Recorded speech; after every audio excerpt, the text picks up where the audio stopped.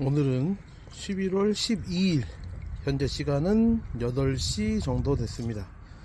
오늘은 아는 지인분께서 포인트를 하나 점지해 주셔가지고 잠깐 나와서 탐사하고 있었는데, 사이즈는 그렇게 크진 않은 것 같아요. 딱 한 뼘 정도 되는 이제 도루럭들이 좀 나와서 킵을 좀 했고요. 도루럭은 금지 체장이 없습니다. 그래서 도루럭은 이제 살 맛도 좋고 하기 때문에 지인 형님들한테 나눔하기 위해서 킵해서 만족 포인트로 한번 가볼게요. 생활낚시 염나, 오늘은 11월 12일에서 13일 넘어가는 새벽입니다. 현재 이곳은 매번 오는 해넘이 휴게소고요. 오늘은 아까쯤에 1차로 5마리 정도 잡은 거는 같이 동출하신 형님한테 나눔해드렸고, 이번에 또 이제 다른 지인분이 또 오셔가지고 이건 또 다른 지인분께 양보해드리기로 했습니다. 생각보다 사이즈가 괜찮은 애들이 좀 나와서, 손바닥 대면 사이즈 괜찮네요. 괜찮은 애들이 나와서 오늘도 즐겁게 낚시하고 가고요. 고기 잡는 영상을 찍어드리고 싶긴 한데, 생각보다 지금 삼각대를 세워도 조금 불안불안한 상황이라서 제가 핸드폰 액정을 한번 깨먹은 적이 있잖아요. 그래서 오늘은 촬영은 안 했고 이렇게 족과물만 남겨서 가게 됐습니다. 운영법에 대한 영상으로 다시 찾아뵐게요. 생활낚시 염나, 오늘은 대망의 우럭 시리즈 5편,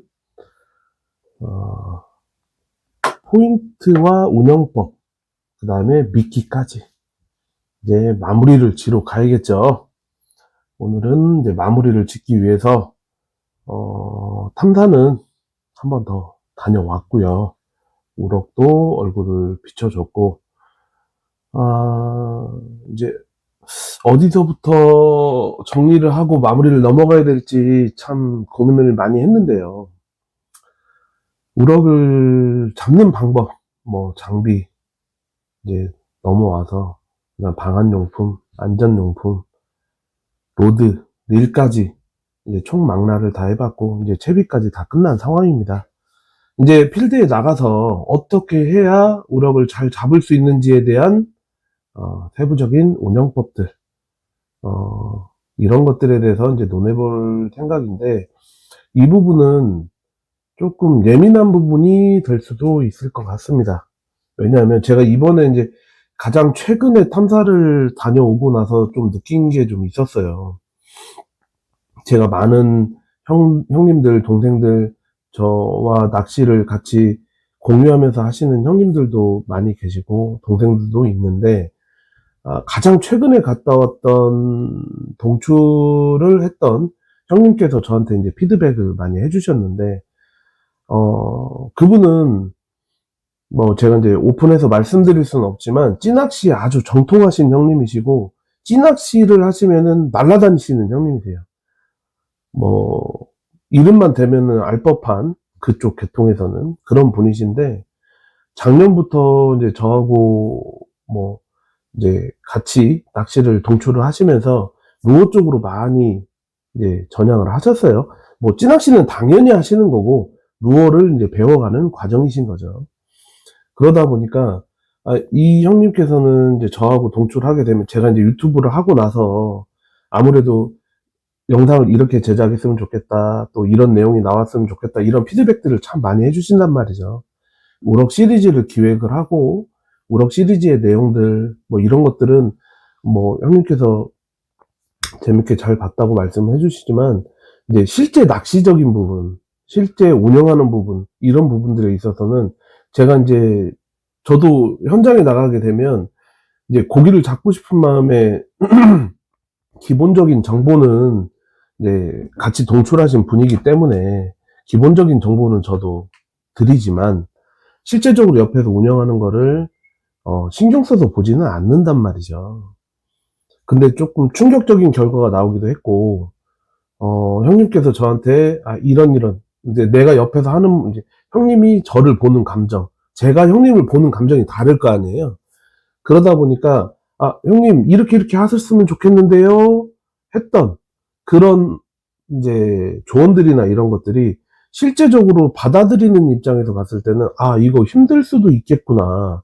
직접 옆에서 바라봤을 때는 아 얘가 이렇게 하니까 나도 이렇게 따라 한번 해봐야겠다 이 생각을 할 수는 있겠지만 말로만 이렇게 떠들어서는 이게 맞나?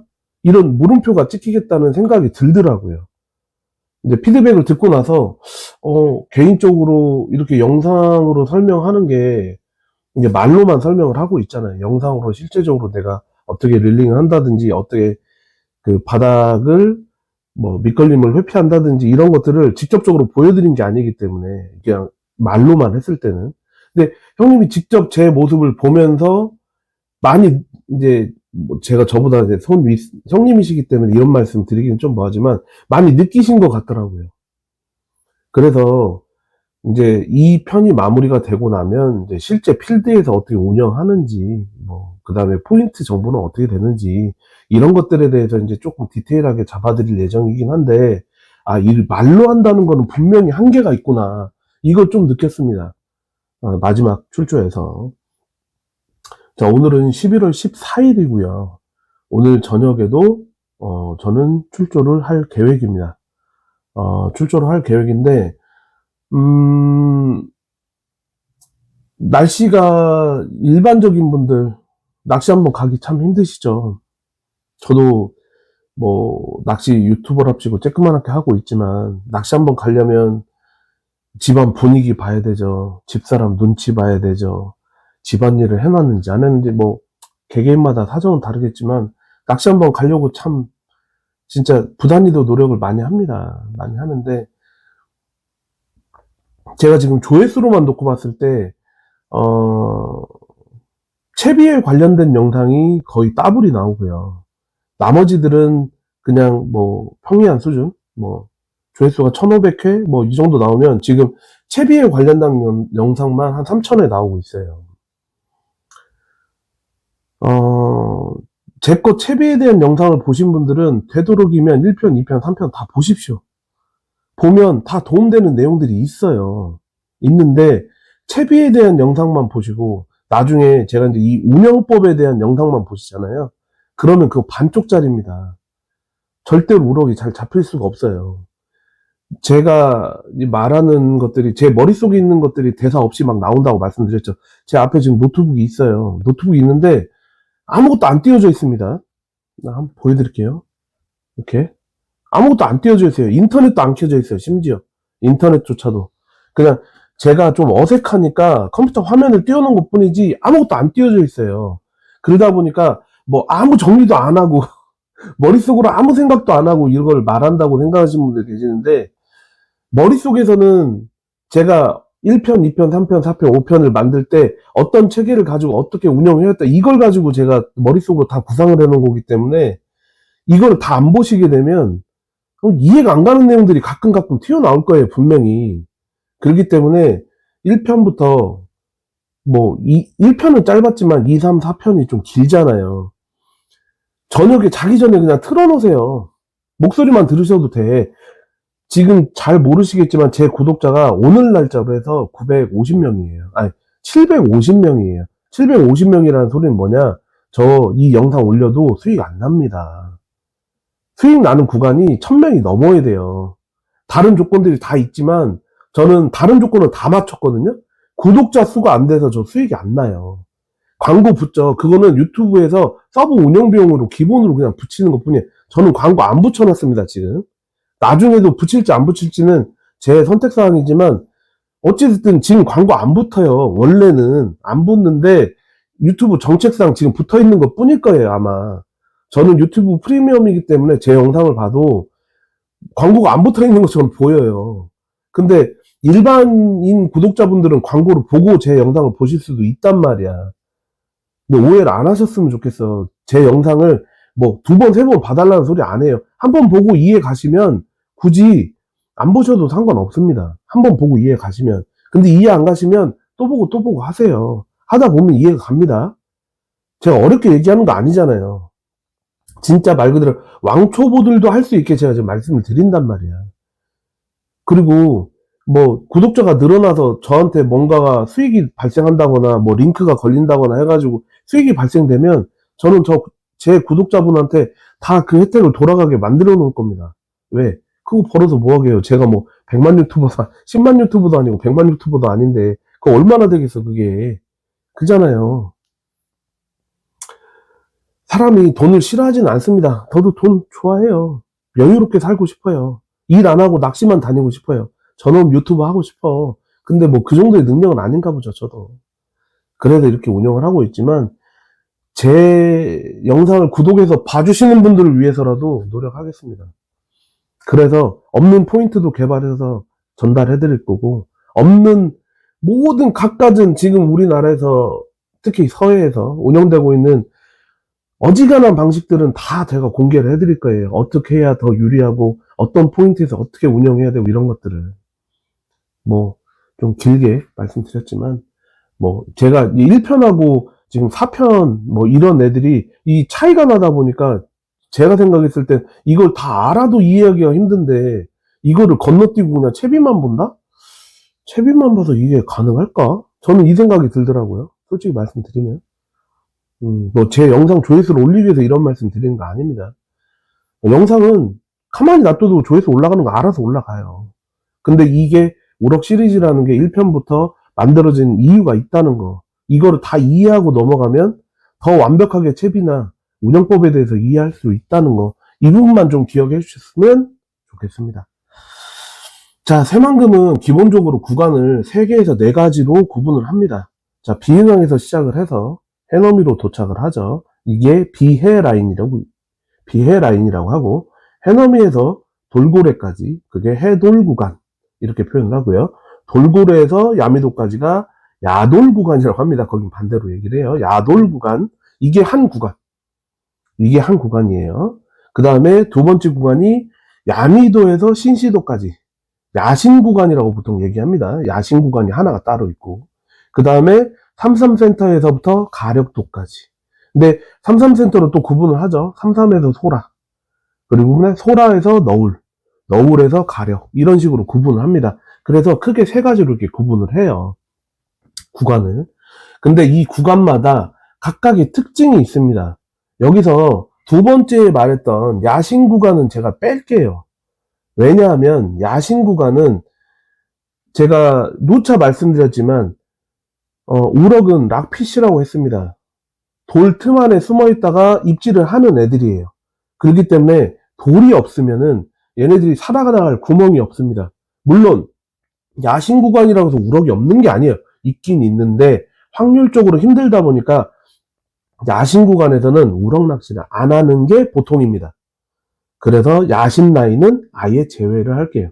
자, 그러면 비행항에서부터 야미도 구간이 있고요. 그 다음에 삼삼에서부터 가력항 구간이 있어요. 여기도 디테일하게 나누자 보면 끝도 없이 나눌 수 있습니다.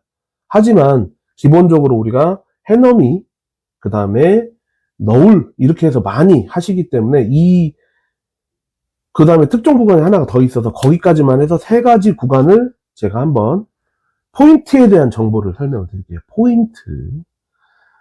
제가 일전에도 영상에서 말씀드렸지만 새만금의 평균 수심은 일반적으로 간조를 끼고 들어가서 거기서 캐스팅을 했을 때 수심을 의미합니다. 발 앞에 수심을 의미하는 게 아니에요. 일반적인 사람들이 약 40에서 70m 정도 캐스팅을 한다고 판단을 해요. 일반적인 분들이. 일반적인 세팅에 일반적인 변태채비를 사용하고 일반적인 로드에 일반적인 라인을 감았을 때 이렇게 표현을 합니다. 자, 그랬을 때 약 50에서 70m 정도 간조를 기준으로 해요. 만조가 아닙니다. 간조를 기준으로 얘기를 말씀드리는 거예요. 그랬을 때 수심이 약 4.5에서 5.5m가 평균 수심이라고 얘기를 합니다. 그런데 이 평균 수심이라는 건 바닷가가 평평한 시멘트 바닥이 아니기 때문에 어떤 곳은 3m가 나오는 곳도 있고 어떤 곳은 10m가 넘는 구간도 있겠죠. 그래서 이 구간을 3개로 나누자고 하면 비응항에서부터 야미도까지는 평균 수심이 약 4.5에서 5.5로 거의 일정합니다.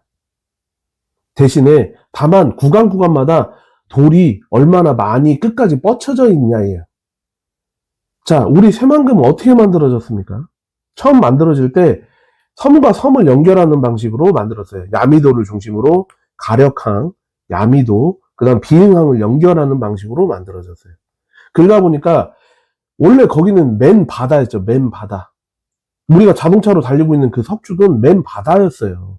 그렇기 때문에 어느 쪽은 지형이 진흙탕일 수도 있고 어느 쪽은 잔잔하게 돌이 깔려 있을 수도 있다는 겁니다. 그리고 이 돌을 까는 과정에서 얼마나 멀리까지 돌이 유실이 돼서 나갔느냐도 중요한 거예요.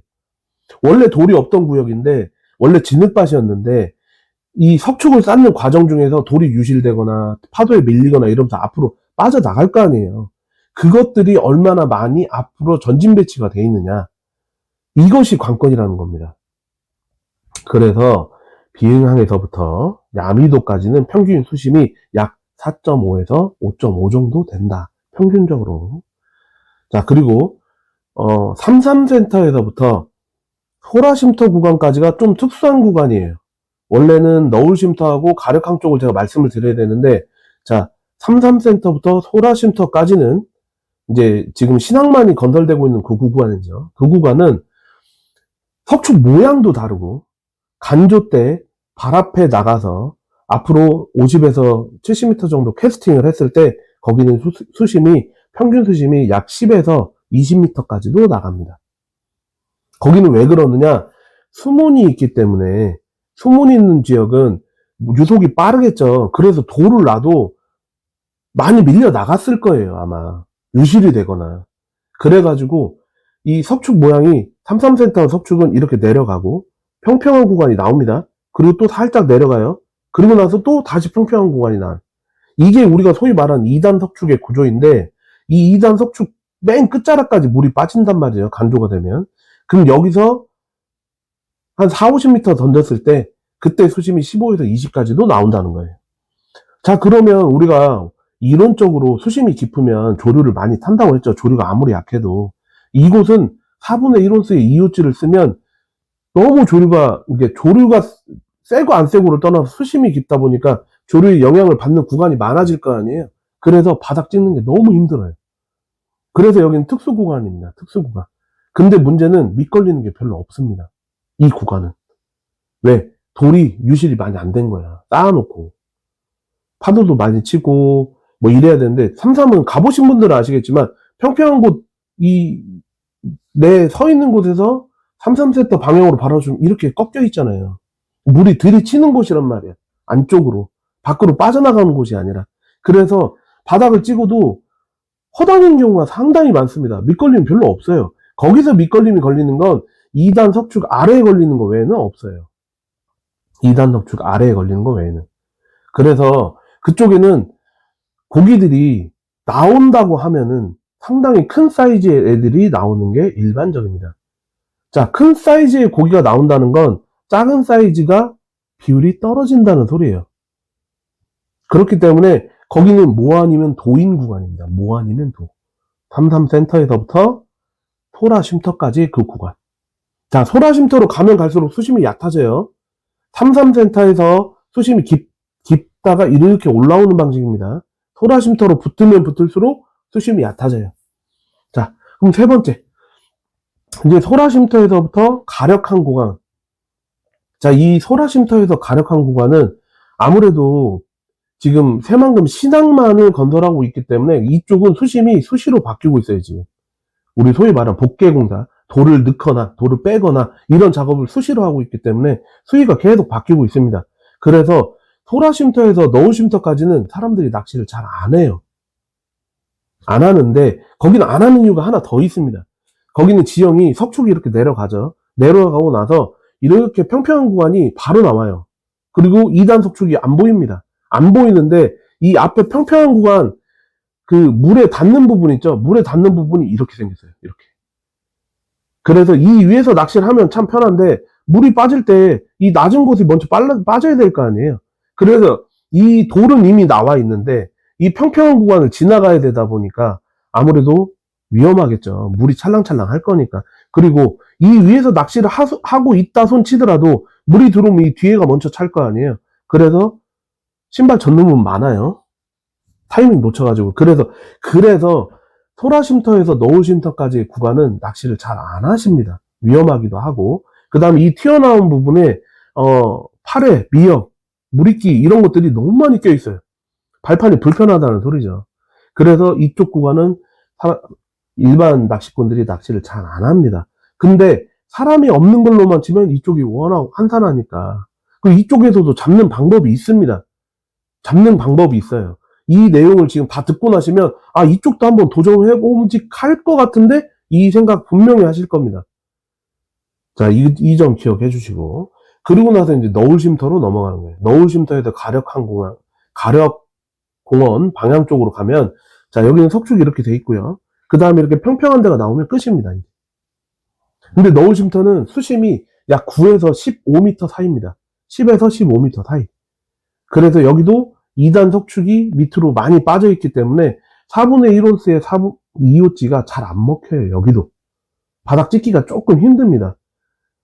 그래서 이런 구간마다의 수심이라든지 대략적인 수심이라든지 포인트 정보가 없으시면 가서 낚시하기가 상당히 힘들어요. 나는 염라가 설명한 대로 4분의 1온스의 2호찌만 있는데 생각보다 3호찌에 8분의 3온스를 써야 되는 곳이 많네? 이 생각 분명 하실 겁니다.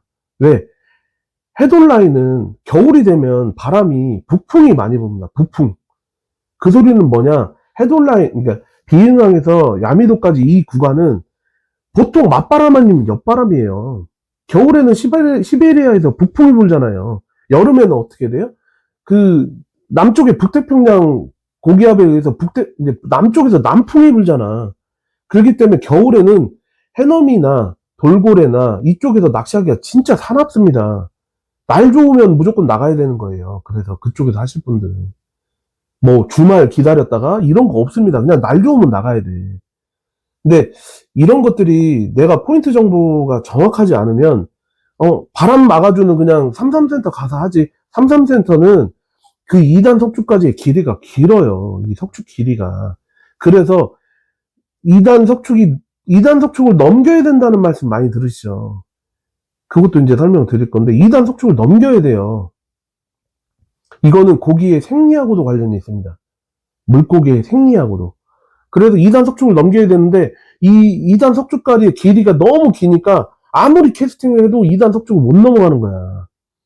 저도 33세터를 탐사를 했습니다. 탐사를 했는데, 하필이면 갈 때마다 만조여가지고, 2단 석축을 겨우 넘는 거야.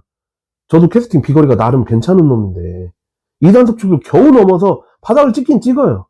찍긴 찍는데 앞으로 한 10에서 15m 정도는 탐색을 해줘야 되는데 그러지 못하고 한 5m나 오면은 턱턱 걸리는 거야, 턱알이. 그러면 나는 머릿속에 지금 내 채비가 어디 있는지 알잖아요. 그러다 보니 이거 안 되겠다, 이걸 아는 거야. 저는 경험적으로 간조대를 이미 알고 있기 때문에 간조대 이 부분에서 지금 내가 걸리고 있구나, 이걸 내가 알아버리니까 탐사 자체가 안 되는구나 해서 제가 보통 해넘이로 가는 이유가 그거예요. 왜? 거기서 간주까지 기다렸다 하느니 이동하면서 도시락도 좀 까먹고 좀 화장실도 들렸다 이렇게 해서 이동하면 거기는 중날모 시작되거든. 그럼 중날모 시작되면 그쪽은 비거리가 충분히 닿는단 말이에요. 그래서 그렇게 해서 출전하는 거예요, 제가. 자, 기본적인 이런 포인트 정보들, 이런 것들을 좀 잘 아셔야 되는 거고, 저는 개인적으로 간조 때 가가지고, 특히 대사리 때, 낮 대사리 때, 만약에 내가 여유 시간이 있잖아요. 그럼 내가 가고 싶은 포인트를 한 번쯤은 가보셔야 된다고 생각해요. 왜냐하면, 간조 때 대사리를 가잖아요. 그러면은 내가 야간에 육안으로 볼 수 없는 광경을 구경하실 수가 있습니다. 물이 어마무시하게 빠지면서 낮에 어마무시하게 빠지면서 석축에 우리 자동차 다니는 그 길 있죠. 거기서 위에서 이렇게 쳐다보면 대사리 때 그 우리가 소위 말하는 2단 석축의 끝이 보이고 2단 석축의 끝을 넘어서까지도 보여요. 그러면 큰 바위들도 볼 수가 있고 그 지형을 내가 대략적으로 파악할 수가 있어. 근데 그걸 눈으로 본 사람하고 그냥 나같이 이렇게 말로 설명해 주는 사람이 수심이 대략 여기 이렇게 돼요, 저기 이렇게 돼요, 이렇게 들은 거하고는 천지 차이라는 거야. 나는 이미 그 도를 봤어. 낮에. 근데 저녁에 던지는 사람은 그 돈 본 적이 있어요? 없단 말이야. 그래서 직접 눈으로 본 사람하고 보지 않은 사람하고는 이 채비 운영 노하우 자체가 아예 달라요. 아, 저 정도쯤 되면 저쪽에서 이렇게 넘어와야 되겠구나. 아니면 저기를 이렇게 돌아와야겠구나. 조류가 그 바위를 향해 가고 있으면 그 바위쯤에 갔을 때 내가 회수를 해야겠, 이런 거를 생각을 한단 말이에요. 눈으로 본 사람들은. 근데 눈으로 안 본 사람은 그냥 맨 땅에 헤딩하고 있는 거잖아. 그 바다 상황이 어떤지도 모르고. 이래서 포인트 정보가 진짜 무서운 겁니다. 그래서 조가 차이가 날 수밖에 없어요. 근데 그걸 무시를 해. 그리고 누군가한테 야, 어디서 몇 마리 나왔다더라. 그런 거 듣고 있으면 참 답답하죠. 어디서 몇 마리 나온 거랑 내가 가지고 있는 장비랑 그 잡은 사람하고 장비가 똑같아요? 그 사람이 가지고 있는 감각이랑 내 감각이 똑같아? 아니잖아. 근데 그 사람이 잡았다고 해서 내가 잡는다는 보장이 없단 말이야. 근데 낚시꾼들은 가장 큰 착각을 하는 게 그 사람이 잡았으니까 나도 잡을 수 있을 거라는 착각 속에 가요. 포인트 정보는 하나도 없는데. 그러니까 고기를 못 잡는 거예요. 그러니까. 그렇게 생각하시면 안 된다고. 따라는 해요. 왜? 내가 물리적으로 말한 낚싯대, 릴, 라인 이런 것들 따라서 살 수 있어. 미끼도 따라서 살 수 있어요. 채비도 따라서 살 수 있어. 하지만 운영 방법이 다르잖아. 그 사람은 이미 거기를 가서 몇 번을 가서 대사리 때도 가가지고 낮에 낚시도 못하는 대사리 낮에 가가지고 그 환경을 본 사람하고 그냥 생판 모르게 누가 거기서 몇 마리 잡았더라 해갖고 간 사람하고 똑같겠냐고. 잡을 수 있겠어요? 못 잡지. 제가 이렇게 광분하는 이유가 포인트만 탐하는 사람들이 너무 많아요. 저한테도 전화 진짜 많이 오는데 그런 사람들 얄미워서 포인트 주기 싫어요, 진짜. 근데 저도 둥글둥글하게 사는 사람이다 보니까 포인트를 받으면 받은 만큼 저도 정보가 있으면 드리는 게 인지상정이잖아. 그렇게 해서 로테이션, 이제 서로 정보를 공유를 한단 말이야. 근데 유독 받고만 싶은 사람들이 너무 많아. 진짜. 얄미워서 주겠어요? 주기 싫어. 응? 내가 아무리 유튜버고, 영상 찍어서, 나 이걸로 버는 돈 하나도 없다니까? 그냥 형, 동생 하면서 친해진 분들, 그리고 모임에서 친해지신 분들, 그런 분들을 통해서 내가 포인트를 꼭 팔고 있는 느낌이야. 아니, 본인들이 먼저 나한테 주면 안 돼요? 나는 그러면 안 줄까? 근데 그런 거 보면 이 포인트가 진짜 예민한 문제입니다. 뭐 댓글로 해가지고 여기 포인트 어떻습니까? 이렇게만 말해주면 난 너무 고마워. 여기 포인트가 어떤가요? 여기 가보신 적 있나요? 이러면 너무 고마워요. 내가 새만금이 총 연장 길이가 거의 30km에 육박합니다. 30km에 육박하는 이 포인트를 내가 다 가봤겠냐고. 10m씩 이동하면서 내가 해봤겠냐고. 그러지 않아요. 저도 나름 생각고, 제가 예전에도 영상에서 말씀드렸지만 해로드를 보고 수심이라든지 그쪽 해양 상황이라든지 이런 걸 보고 먼저 위성사진이나 이런 걸 보고 간단 말이야. 가가지고 여기가 포인트가 나올 만한 포인트겠구나. 이거를 머릿속으로 어느 정도 이제 감각을 세워가지고 포인트 정보를 어느 정도 수집을 하고 아는 형님들, 저랑 진짜 친한 형님들, 포인트 그냥 무한정으로 공유하는 그런 분들한테 전화했고, 형님, 여기 언제 가보신 적 있으세요? 전화해가지고, 야, 그때 몇 물 때 가보니까 거기 몇 마리 나왔다더라. 너 정도 가면은 그 정도는 뽑지 않을까? 이런 식으로 정보를 공유해서, 그래요, 형님? 그럼 내가 한번 가서 탐사해볼게. 이렇게 해가지고 그 포인트 정보를 어느 정도 숙지를 한 다음에 간단 말이죠. 근데 밑도 끝도 없이 우럭 잡으려면 어디로 가야 돼요? 이러신 분들 계셔. 밑도 끝도 없이. 제 영상이 그냥 다 공개하잖아. 해넘이에서 돌고래 가는 구경 주차장 끝에 이 펜스가 높은데 낮은 펜스 있는데 거기 밑으로 그냥 바로 내려갔다고 제가 분명 말씀드리잖아. 거기 제가 왜 오픈하는지 아세요? 거기 가도 못 잡는 사람 못 잡아요. 제가 말씀드리지만 못 잡는 사람 못 잡아. 그 상황, 현지의 상황에 의해서 채비도 바꿔줘야 되고 지그헤드 무게, 찌 무게 이런 것들 다 바꿔줘야 돼. 그건 내가 포인트에 대한 정보만 딱 드린다고 해서 그걸 알아요? 운영 방법을 모르시잖아. 그러니까 저 그냥 있는 그대로 오픈해버리는 거야. 제가 뒤에서 영상 찍으면서 안타깝다고 막 얘기하잖아요. 못 잡으니까. 왜 안타깝다고 그러겠어. 그 포인트 정보를 정확하게 모르시는 분들이 영상만 보고 오시는 거야. 그러면 안 된다고. 연구를 하셔야 된다고. 우럭이 어디 숨어 있는지. 아, 이 새끼들. 아, 이 얌생이 새끼들 어디 숨어 있나. 어떻게 꽂아갖고 내가 한번 잡아볼까. 이걸 연구를 하셔야 되는데, 아이고, 누가 유튜버가 가가지고 여기서 7마리를 잡았네, 12마리를 잡았네. 영상 딱 올라온 거 보니까, 아, 이거 매운탕 끓였다 회 딱 한 사람 썰어서 보면 딱 좋겠네. 이 생각만 하고 가신다고. 가보세요. 안 나와. 제가 말씀드리지만, 그렇게 해서 고기 잡는 거 아닙니다. 제가 말씀드렸잖아. 1편부터 5편까지 다 보고 그 포인트에 대한 정보를 어느 정도를 취득하고 운영까지 하는 방법을 알아야 잡는 거예요. 그렇게 해도 못 잡아요. 진짜 미안한 소리지만 제가 이번에 아는 형님이랑 같이 가가지고 내가 그걸 느껴버렸다니까. 물론 그 형님이 장비에 뭔가 에러가 좀 있었어요. 그래서 못 잡으신 것도 있어. 근데 운영하는 방법이 달라버리니까 형님이 못 잡으시는데도 허허 웃고 마시더라고. 근데 제가 그 마음을 모를 것 같습니까? 전 알아요. 예전에 제가 초보자 시절에 저를 가르쳐 주시던 형님들, 선배 낚시 조사님들, 형님들이, 저한테 위로의 말씀 해주셨던 게 내가 이제 그 상태가 되니까 알겠는 거야. 얼마나 열받고, 진짜 똑같은 낚시 시간을 가지고 낚시를 했는데 한 마리도 못 잡고 누구는 진짜 5m도 안 떨어져 있는데 7, 8마리 사이즈 되는 걸로 뽑아내고 있는데 얼마나 열받겠어. 사람이라면 스팀 받지. 내가 무슨 성인군자도 아니고 고기 잡으러 갔는데 고기 못 잡고 허당만 헤매고 있고 채비 막 계속 터져서 둥둥 떠내려가는데 거기서 웃음 나오는 사람이 세상에 어디 있겠냐고. 속은 다 들어가는 걸 내가 너무 잘하는데 내가 형님한테 해드릴 수 있는 게 없는 거야. 미안하게도.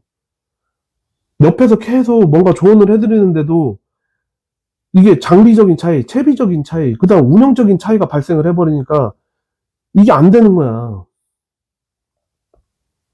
진짜 제 장비라도 들여서 손맛이라도 보라고 해드리고 싶은 진짜 그런 심정이었어요. 근데 형님도 자존심이 있잖아요. 그러질 못하잖아. 내가 장비가 한 세트밖에 없는데. 좀 공부를 하실 거면 확실하게 해서 하게 해서 가세요. 그리고 나한테 따져요. 야, 너랑 똑같이 운영했는데 나 못 잡더라. 나한테 따져. 그리고 나서 내가 똑같은 포인트에서도 똑같은 장비, 똑같은 세팅값을 가지고도 잡는 사람만 잡는다고 했잖아요. 그 정도로 디테일함이 살아있는 게 낚시란 말이에요. 어떤 분이 제 거 강의를 보고 지그헤드 2개 가지고 28마리 잡았다고 그러더라고요. 공부 많이 해야 된다고. 저는 그 말씀을 저한테 칭찬해 주시는 거로 전 들었습니다. 솔직히 말씀드리면. 근데 그렇게 공부 많이 하시고 열심히 하시고 하면 이론적으로 그분은 이미 이해를 하신 거잖아.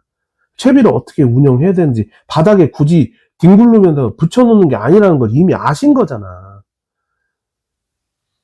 그러면 저도 얼마나 뿌듯합니까? 그 댓글, 소중한 댓글 한 줄이지만 저는 얼마나 가슴이 벅차올랐는지 몰라요.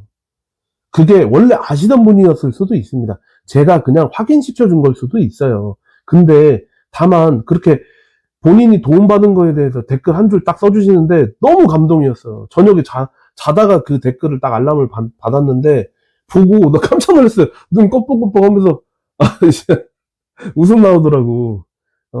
이런 고마운 분도 있구나.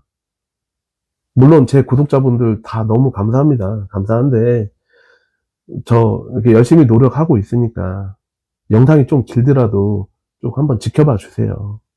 지켜봐 주시고. 자, 이제 기본적인 새만금 석축에 관련된 부분들은 대략적인 부분은 끝났습니다. 자, 그러면 이제 채비 운영법으로 넘어가야겠죠. 자, 우리가 라인하고 쇼크리더의 궁합, 그 다음에 이제 구멍찌하고 지그헤드의 궁합, 이렇게 다 맞춰봤습니다. 맞춰서 자, 열심히 캐스팅을 딱 했어요. 딱 해가지고 자, 지그헤드가 하늘을 바라보게 만들어야 된다고 제가 말씀을 드렸습니다. 그러면 우리가 취할 수 있는 액션은 뭐 여러 가지 액션이 있겠죠. 뭐 우리가 일반적으로 알고 있는 리프트 앤 폴도 있을 수 있고, 그 다음에 리트리브라는 액션이 있을 수도 있고, 그 다음에 또 뭐 저킹도 할 수도 있고, 뭐 여러 가지 액션들이 있어요. 근데 자, 주 안점은 뭐다? 지그헤드가 바닥에 닿고 나서 이게 쓰러지는 걸 방지해 주는 게 가장 큰 키포인트입니다. 그래야 밑걸림에서 자유로울 수가 있고, 그 밑걸림에 자유로울 수만 있다고만 하면, 그러면 우럭을 잡는 건 큰 지장은 없다는 거예요. 자, 이거를 머릿속에 새기셔야 돼. 리트리브를 해도 바닥에 닿지 않게, 자, 이렇게 우리가 바닥 경사면이 이렇게, 물론 이렇게 평평하게 생겨 있는 건 아니지만, 울퉁불퉁 하겠지만, 지그헤드가 바닥에 딱 닿은 상태에서, 이렇게 있다가 바닥에 딱 닿은 상태에서 내가 그걸 느꼈어요. 느끼고 나서 지그헤드를 살짝 띄웠어. 띄우고 나서 리트리브를 할 때도 이 자연스럽게 바닥을 긁었다가 통통 튀면서 이렇게 올 수 있는 방법으로 하든지, 아니면 진짜 부드럽게, 이건 이제 프로급이나 되겠죠. 진짜 부드럽게 닿을 듯 말 듯하게 이렇게 오는 거예요. 이렇게 오면 되는 겁니다. 그러면 액션은 거의 끝났다고 보시면 돼요. 자, 그런데 여기서 이제 디테일을 가미를 해드릴게요. 이번에 이제 같이 형님이랑 출조를 하면서도, 자, 우리가 이렇게 리트리브를 쭉 하죠. 리트리브를 할 때 구멍찌가, 자, 예신이 옵니다. 예신이. 우리 소위 말하는 예고 어신이 와요. 그걸 예신이라고 하거든요. 그 예신이 오는데 구멍찌를 서로 바라보고 있다가 구멍찌가 분명히 이렇게 내가 리트리브를 천천히 하고 있는데 구멍찌가 쓱 들어가요. 그거 왜 그래요? 애들이 뭔가 입질을 하니까. 로드 끝에는 토독하는 입질이 들어오고, 구멍찌는 잡아 당기는 힘이 작용을 하기 때문에, 자, 부력으로 위로 띄워주는 힘이랑 내가 지그헤드가 밑으로 내리는 힘이 거의 맞게 맞춰놨잖아, 지금. 그런데 여기서 1g, 2g이라도 뭔가 잡아 당기는 뭔가 힘이 작용을 하면 이 구멍찌가 살짝 밑으로 잠겨요. 이렇게 물 밑으로. 그럼 구멍찌가 반딱반딱 하다가 약간 흐리멍텅해지잖아. 그게 예신이에요, 예신. 그 예신이 옵니다. 형님이 저한테 옆에서 제 거 찌를 보시다가, 야, 입질 왔다, 이러시는 거야. 형님, 알아요. 하는데, 얘 짜치야. 이걸 알 수가 있습니다. 짜치하고, 우리 소위 말하는 작은 물고기하고 큰 물고기는 입질하는 게 달라요.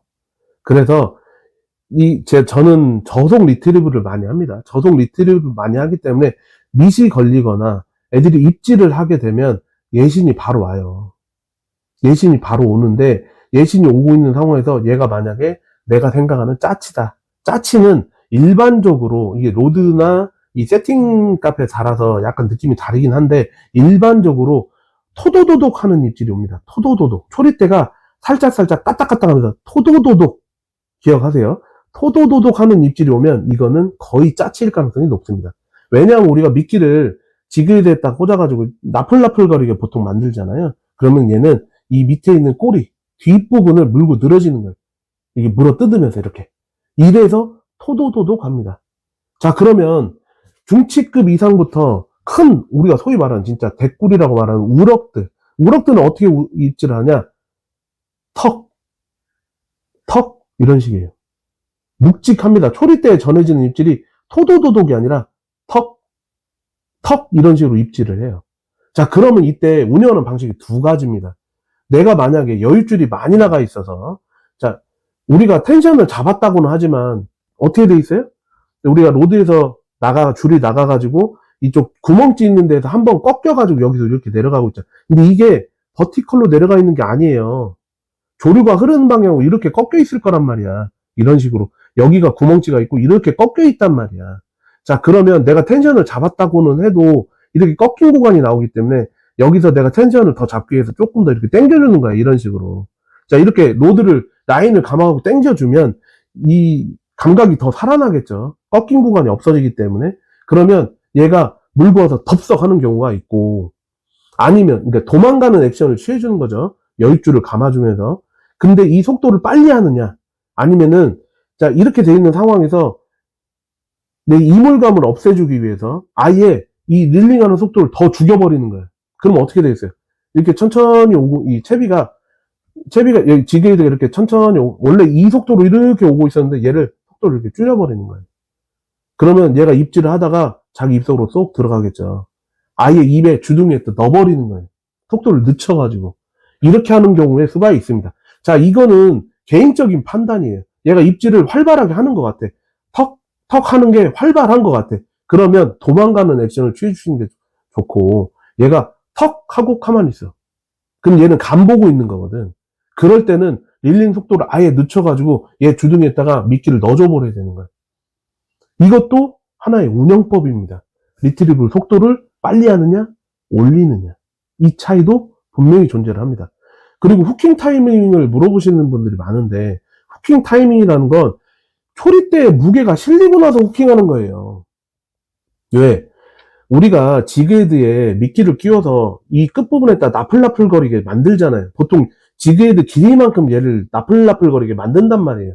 그러면 얘가 처음 입질을 하면 이 뒤에 있는 꼬리 부분을 입질을 하는 거지, 이 전체를 먹고 입질을 하는 게 아니야. 그래서 얘가 여기서 입질을 할 때도 사이즈가 큰 애들은 턱턱 거리는 느낌이 나는 거고, 여기서 입질을 해도 턱턱 거리는 입질이 나요. 입질 감도가. 근데 입질 감도랑 다르게 초리대가 어느 정도는 먹혀 들어가야 된다는 거, 이렇게. 초리대가. 무게감이 실려야 된다고 우리가 표현을 하거든요. 무게감이 안 실리면 여기 끝에를 물고 있는 거고, 무게감이 실린다는 건 이 안쪽까지 다 먹었다는 거예요. 바늘을. 그래서 무게감이 안 실린 상태에서 후킹을 하게 되면 그냥 쏙 빠지는 거고, 무게감이 실린 상태에서 후킹을 하면 주둥이 안쪽에 이미 들어가 있는 상황에서 내가 제끼면서 얘가 후킹이 되는 거예요. 이 초리대에 무게감이 실리는 거. 그거는 초리대의 감각이 다 다르잖아요. 로드마다. 세팅감마다 다 다르잖아. 그렇기 때문에 언제 후킹하지 이렇게 말을 할 수가 없는 거야. 본인이 연습을 해야 돼. 근데 토도도독 예신이나 어신이 왔을 때 그 입질만 가지고 하는 게 아니라 초리대에 무게감이 실려야 된다. 이거는 본인이 타이밍을 제일 줄 아셔야 돼. 로드마다, 세팅마다 이게 다 감각이 다르기 때문에. 그래서 여기는 경험의 구간이에요. 여기서부터는. 많이 잡고 못 잡는 사람들은 여기서 경험의 구간에서 차이가 나는 거야. 여러분이 못해서 못 잡는 거 아닙니다. 그 경험치가 부족하기 때문에 못 잡는 거예요. 아니, 10년 한 사람하고 이제 막 입문한 왕초보하고 마리수가 똑같으면 10년 한 사람이 멘탈 깨지지. 안 그러겠어요? 얼마나 많은 우럭을 잡아보고 얼마나 많은 대상어를 상대해봤겠냐고. 그러잖아요. 그거에 대해서 의심을 하지 마시라고. 근데 초인적인 감각을 가지고 계신 분들이 계셔. 개 중에. 진짜 1, 2년도 안 됐는데 진짜 미친 감각으로 잡아내시는 분들 계세요.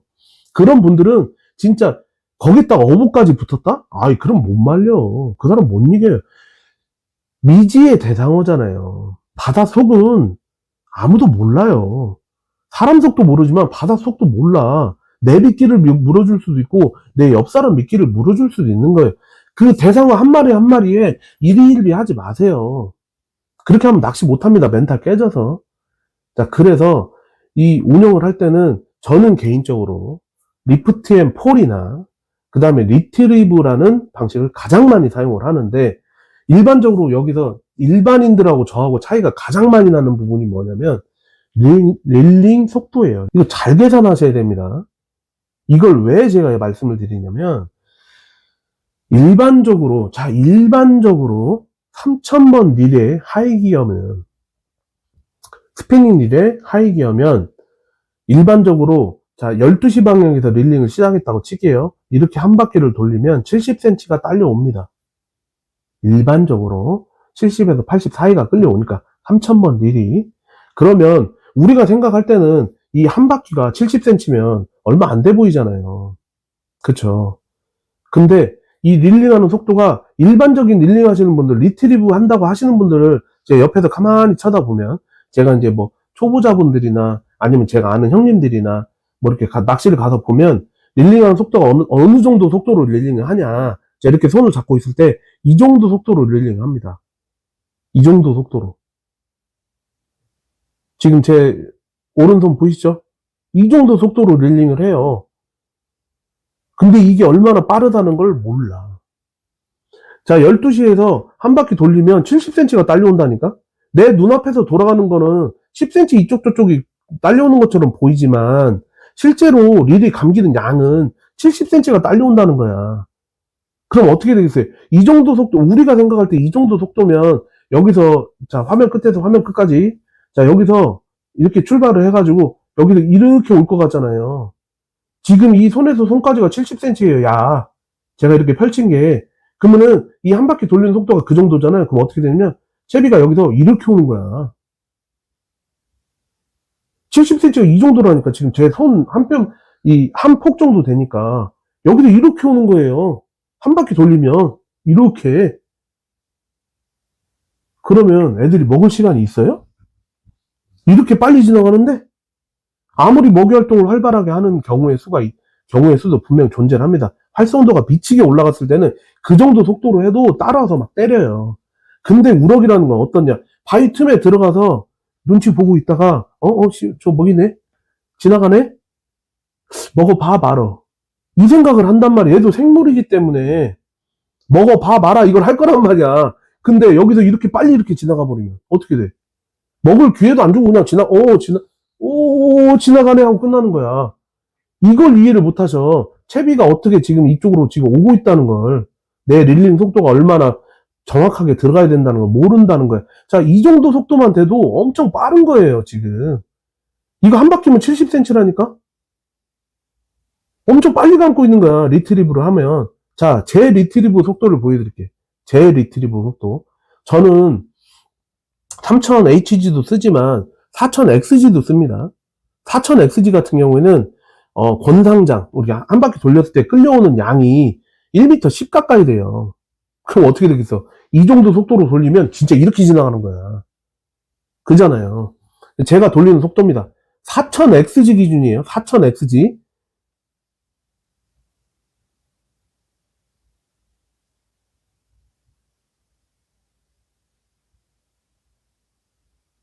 진짜 이 정도 속도로 돌려요. 한 3초나 4초에 1m가 끌려오게 지금 이렇게 감고 있는 거예요. 그러니까 저랑 같이 이제 초보자분들이 동출 좀 해주세요. 근데 제가 이제 어떻게 시간이 돼서 같이 나가잖아요. 그러면 다 놀래요. 왜 이렇게 천천히 감냐고. 바닥 안 닿냐고. 바닥이 왜 닿아요? 바닥에 닿았는데도 안 닿게 여기서 천천히 유영을 해서 오는 거야. 그 무게감을 딱 맞춰가지고 여기서 이렇게 달듯말듯하게 4000XG로 돌렸을 때 이 정도로 돌린다니까 진짜. 안 쉬고 돌려요, 안 쉬고. 천천히. 이러고 돌려야 한 바퀴를 돌릴 때 3초에서 4초 정도 걸린다고 생각을 해보요. 예를 들어서. 그러면 1초에 25cm씩 움직이는 거야. 이것도 커요, 제가 볼 땐. 근데 바닥에 닿으면 미끌릴 확률이 높으니까 살짝 뛰어서 이게 달듯말듯하게 이렇게 오는 거예요, 지금. 릴링 속도를 생각보다 천천히 해야 됩니다. 바닥에 걸리지 않을 정도로 천천히 돌리셔야 돼. 그래야 우럭이, 자, 멀리서부터 이제 봤어. 저거 먹잇감인가? 아닌가? 이거 먹어야 돼? 말아야 돼? 이거 한번 맛깔나게 생겼는데 한번 입질을 해봐, 말아? 이 정도 좀 오는 거야, 이렇게. 야, 앞으로, 눈앞으로. 이거 먹을 수 있을 것 같은데? 한번 먹어봐? 자, 그래, 한번 먹어보자 하고 이렇게 가서 입질하는 거예요. 이렇게 너무 빨리 지나가면 안 된다고, 채비가. 무슨 말인지 아시겠죠? 이것 때문에 그냥 스테이를 길게 주시는 분들은 밑걸림 지옥에서 허덕이는 거고, 그 다음에 이 릴링 속도가 너무 빨라버리면은 그냥 허당으로 지나가고 있는 거야. 그걸 이해 못 하시는 분들 많아요. 우럭은 돌 틈에 껴있는 바위고기라고 제가 말씀드렸죠. 락피쉬 돌틈 사이에 들어가 있으니까 밑걸림이 없는 곳에서는 우럭이 없어요. 근데 이것도 이제 제가 형님이랑 말씀드렸지만, 자, 돌이 우리가 이제 2단 석축, 소위 말하는 새만금에서 2단 석축을 넘어가게 되면 돌이 별로 없고 진흙밭이 이렇게 있습니다. 모래하고 진흙이 섞여 있는 구간들이 나와요. 그곳은 밑걸림이 없어요. 낚시할 때는 좋죠. 지금 제가 그냥 해넘이를 기준으로 말씀드릴게요. 간조를 기준으로 했을 때 20m만 넘게 캐스팅 하잖아요. 그러면 거기는 돌바닥이 없어요. 그냥 모래하고 진흙이에요. 그래서 해넘이는 간조 때 가잖아요. 그러면 장타를 때릴 필요가 없습니다. 우럭이 그 구간에는 없으니까. 근데 모르는 사람들 어떻게 해요? 그냥 주구장창 장타만 때리는 거야.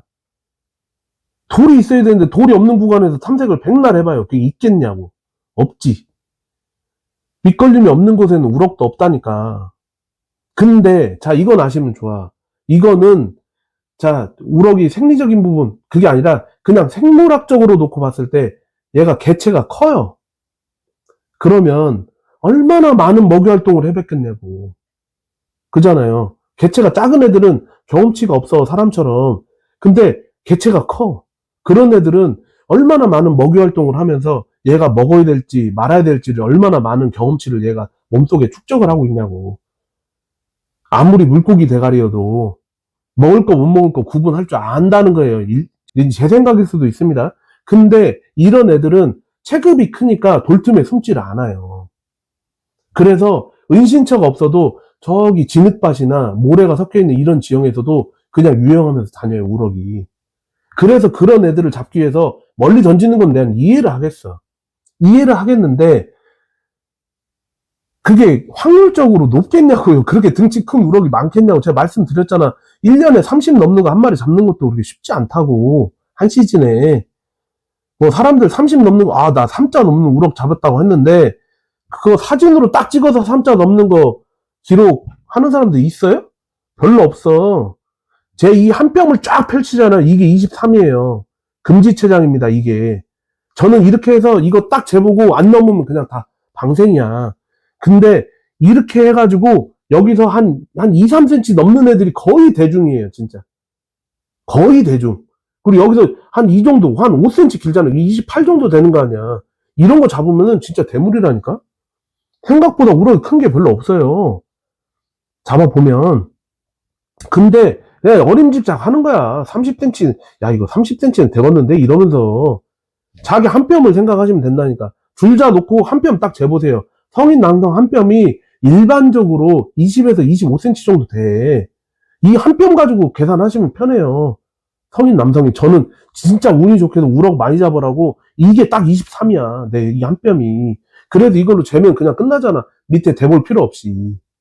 근데 그렇게 대물들은 생물학적으로 체급이 크니까 많은 먹이 활동을 해봤고 먹이 활동을 하면서 나는 은시처가 필요 없을 정도로 체급이 커졌기 때문에 그런 모래밭에 있는 경우의 수가 많이 있습니다. 그래서 삼삼센터에서 너울 구간, 아니 소라쉼터 구간 있죠. 그 구간이 수심이 깊어서 수온이 안정화돼서 대꾸리가 많이 나오는 것도 있지만 거기도 진흙하고 모래밭 구간이 길어요. 우럭이 숨을 구간이 별로 없어, 거기도. 그래서 거기가 대꾸리가 많이 나오는 거야. 대신에 마리수가 빠지잖아. 이거를 판단을 할 줄 아셔야 된다고. 포인트 정보에 대한 거, 그 다음에 그 포인트 상황에 대한 거, 그리고 왜 여기서는 대꾸리가 많이 나오냐는 거. 3-3에서 마리수 하셨다는 분 보셨어? 우리 소위 말하는 마리수 하려면 10마리 이쪽 저쪽은 해야 될 거 아니에요. 뭐 한 3-4시간 낚시해가지고 3-3에서 10마리 이상 잡았다는 경우의 수가 그렇게 흔치 않습니다. 뭐 레드펄스 카페라든지 뭐 여타 다른 카페들 가보셔서 한번 보세요. 나 3-3에서부터 소라쉼터 사이에서 했는데 10마리 이상 잡았어 하는 사람이 흔치 않아요. 없는 건 아니지만 흔치 않다는 겁니다. 무슨 말인지 아시겠죠? 근데 해넘이나 너울이나 뭐 돌고래나 이쪽 구간에서는 10마리 쉽게 잡습니다. 진짜 포인트 정보만 조금 알면. 이런 것처럼 포인트 정보를 정확하게 아셔야 되고 운영법을 거기에 맞추시는 거야. 아시겠죠? 이런 것처럼 리트리브를 해도 내가 어느 정도 속도로 리트리브를 하는지, 아까 전에 제가 이거 돌리는 거 보여드렸잖아. 3000번이라고 해도 상상하는 거 이상으로 이걸 천천히 돌리셔야 돼. 걸리지만 않는다면. 최대한 속도를 늦춰보세요. 그러면 입질 옵니다. 우리가 비거리 상당히 소중하게, 진짜 아주, 자, 핏대로 올리면서 생각하잖아요, 비거리. 자, 그 비거리가 왜 필요해요? 탐색 범위를 넓히기 위해서 필요한 거잖아. 자, 근데 포인트 정보가 정확한 사람들은 멀리 안 던집니다. 저 해넘이에서 멀리 잘 안 던져요. 해넘이에서 진짜 많이 던지면 한 3-40m 던져요. 간조에 끝에 딱 쓰면. 왜 그런지 아세요? 왜? 돌하고 진흙하고 섞여있는 그 경계선에서 입질이 온다는 거. 우리가 그걸 브레이크 라인이라고 해요. 브레이크 라인. 브레이크 라인이 두 가지 의미로 해석이 되는데, 우리가 이렇게 석축이 있다 이렇게 뚝 떨어지는 구간. 이 부분이 브레이크 라인이라고 하는 경우도 있고, 그 다음에 이렇게 잔잔하게 가는데, 자, 여기가 구조가 섞여 있는 거야. 돌이 이렇게 딱 잔잔하게 있다가 이쪽은 진흙밭이 돼요. 이렇게 붙는 부분, 이 부분도 브레이크 라인이라고 해요. 이 브레이크 라인에 우럭들이 있단 말이야. 그러면 몇 번 던져서 캐스팅을 하다 보면 몇 미터 앞에 뚝 떨어지는 브레이크 라인이 있구나. 이렇게 뚝 떨어지는 브레이크 라인이 있구나. 이것도 파악을 할 수가 있고, 이렇게 경사가 져서 나가는데 여기는 잔잔하게 돌이 있단 말이야. 근데 이렇게 평평한 구간이랑 이렇게 딱 겹칠 거 아니에요. 이 겹치는 구간, 숨을 수 있는 곳과 먹이 활동을 할 수 있는 곳이 겹치는 구간, 이 브레이크 라인을 찾으셔야 된다는 거예요. 자, 해넘이에서 간조에 딱 쓰죠. 그러면 거기 어떻게 돼요? 이렇게 밑으로 내려가서 평평한 구간이 나오고, 그 다음에 여기 브레이크 라인이 나온다고 했죠. 아까 전에 제가 말씀드렸죠. 이 끝에 서가지고, 네, 사리 때 좀 물이 빠지잖아요. 이 끝에 쓸 수가 있거든요. 이 끝에 서가지고 저 어떻게 낚시하는 줄 아세요? 이 끝에 서서 찌도 안 껴요. 찌도 안 끼고 4분의 1온스 지그헤드나 5분의 1온스 지그헤드 직결한 다음에 그냥 이 앞으로 3m 정도 퐁당해요. 3m, 2m, 3m 로드 길이만큼만 이렇게 던져. 이렇게 퐁당한 다음에 바닥 찍고 천천히 고패질해요. 이렇게 위아래로 올렸다 내렸다 하면서. 아니면 내 오른쪽이나 내 왼쪽으로 한 5에서 10m 정도 던지는데 몇 미터 캐스팅하냐? 3m 앞으로만 캐스팅하는 거야. 대신에 10m 정도 옆으로 캐스팅을 해서 탐색 범위를 10m 정도만 하는 거예요. 그 안에 애들 다 들어있어. 우럭들. 멀리 던질 필요가 없단 말이에요. 물론 아까 전에 말했잖아요. 대꾸리를 잡으려면 자 이렇게 떨어지는 브레이크 라인도 좋지만 대꾸리를 잡으려면 이렇게 돌들이 있는 곳하고 진흙하고 모래밭이 있는 이 포인트를 찾아내는 것도 나쁘지 않아요. 근데 이미 물 안에 숨을 곳이 없어서 들어와 있는 애들을 잡아내는 게 그 손쉬운 걸 놔두고 내가 뭐도록 캐스팅을 하냐고. 그래서 제가 뒤에서 이렇게 쳐다보면서 저 정도만 캐스팅하면 애들 진짜 나올 텐데 조금만 탐색하면 이 생각을 하면 안타까웠던 거야. 자, 근데 난이도가 다르잖아요. 난이도가. 자, 내가 이렇게 브레이크 라인 끝에 섰어요. 예를 들어서 이 끝에 서서 앞으로 던지는 거랑 자 여기가 이렇게 물이 찰랑찰랑하게 있어요. 근데 내가 채비를 캐스팅을 해. 갖고 채비가 안착이 돼서 여기서 이렇게 와. 그러면 여기 이 브레이크 라인에 맞으면 어떻게 되겠어요? 원줄이 쓸리는 거야. 그래서 운영하기가 힘든 거예요. 이런 것도 아셔야 된다고. 여기에 고기가 있다는 건 알아. 여기에 브레이크 라인에 고기가 있다는 건 알아. 아는데 물이 이쪽까지 차 있어갖고 여기서 캐스팅을 하면 이렇게 넘어가서 이쪽으로 진입을 해야 될 거 아니에요. 다이렉트로 쏠 수는 없으니까. 육안으로 어디 있는지 모르니까. 그래서 이렇게 쏜단 말이야. 쏴가지고 채비를 안쪽으로 쭉 끌고 들어와. 그럼 채비가 이렇게 오는 거잖아. 이렇게 오면 여기에 터가리가 어떻게 걸리겠어. 여기가 단차가 이렇게 직각으로 떨어지고 있는데 그러면 지그헤드는 이 밑에서 이미 걸려갖고 허덕거리고 있는 거야. 여기를 못 올라오고. 그러면서 여기에 이 라인에 브레이크 라인 여기에 쓸리면서 찌가 막 터져 나가는 거야. 원줄이 쓸리니까. 고기가 있는 걸 알면서도. 그럼 어디를 노려야 돼? 자, 이 경사를 넘어서 이 브레이크 라인을 내려와서 이 경사면에 자, 진흙하고 돌하고 있는 이 구간까지 던져야 되는 여기가 캐스팅 비거리가 안 나오는 거야, 이제 또. 그럼 또 고기가 안 나와요. 그러니까 답답할 노릇인 거지. 그래서 캐스팅 비거리에 목숨 거는 거예요. 내가 간조가 아닌데도 불구하고 이 포인트 정보를 정확하게 알고 있으면 내가 어느 정도 던져야 되는지를 알 수가 있잖아. 브레이크 라인에 다가오면 원줄이 쓸릴 걸 알고 회수해버리면 되잖아. 그래서 포인트 정보가 중요하다는 거예요. 자, 또 하다 보니까 영상이 1시간이 거의 다 돼갑니다. 자, 포인트하고 채비 운영법에 대한 거는 지금 얼추 얘기가 끝났어요. 이제 미끼하고 디테일함에 대한 부분들, 그 부분은 다음 영상으로 찾아뵙겠습니다. 제가 막 다그치듯이 이렇게 말씀드리는 성향이 좀 있는 것 같아요. 이게 화면만 보고 얘기하다 보니까 사람을 보고 얘기하는 게 아니잖아요, 제가. 그러다 보니까 저 혼자 막 흥분해가지고 막 이렇게 얘기하는 경향이 좀 있는데 조금 너그럽게 봐주시고 채비 운영법이라는 부분이 이 포인트 정보하고 많이 결부가 돼서 움직이죠. 왜? 포인트에 따라서 그리고 자기 장비 상황에 따라서 리트리브 속도라든지 리프트 앤 폴이라든지 이런 것들이 다 달라져야 되기 때문에 제가 딱 이것만 하세요 할 수 있는 상황이 아니에요. 확실하게 그렇죠. 그렇기 때문에 이런 부분들 조금 머릿속에 담아 두셨다가 브레이크 라인이 어디인지, 자, 포인트 정보를 알기 위해서, 자, 그리고 시간 여유가 허락이 된다면 포인트에 대사리 때 낮에 가셔가지고 물이 쫙 빠져있는 상황에서 내가 캐스팅을 했을 때, 아, 저 정도 위치가 지형이 저렇게 되겠구나, 이렇게 보시는 걸 추천드리고요. 그런 시간이 없으신 분들, 그냥 포인트 정보만 달라고 하지 마시고, 포인트 정보에 대한 상세한 내용을, 설명을 요청을 하세요. 근데 그렇게 요청을 하려면 친분관계가 있어야 될 거 아니야. 그잖아요. 그냥 대뜸 물어보면 대답해줘요? 안 해요. 포인트가 공개가 된다는 건 그 포인트가 공개되고 나서 거기서 대상어를 많이 뽑아낼 거 아니에요. 그러면 내가 낚시할 곳이 없어져요. 그잖아요. 내가 낚시를 하고 싶어도 내가 낚시할 곳이 없어져. 그 공개한 사람이. 저는 그렇게 해서 제 포인트가 몇 개나 터졌습니다. 근데도 공개해드리잖아. 왜? 해도 못 잡는 사람 못 잡는다니까. 해도 못 잡는 사람 때려주기도 못 잡아요. 난 그걸 너무 잘 알아. 그래서 해드려요. 근데 같은 시간대에 가가지고 내가 낚시 못하는 건 짜증나지. 솔직히 말해서. 저도 사람이기 때문에. 그렇기 때문에 포인트 공개하는 것까지는 공개하는 사람에 대해서 최소한의 감사함을 표시해 주십시오. 그게 누가 됐든, 유튜버가 됐든, 뭐 자기가 아는 형님이 됐든, 누가 됐든 진짜 감사함 표시해 주셔야 돼. 그렇잖아요.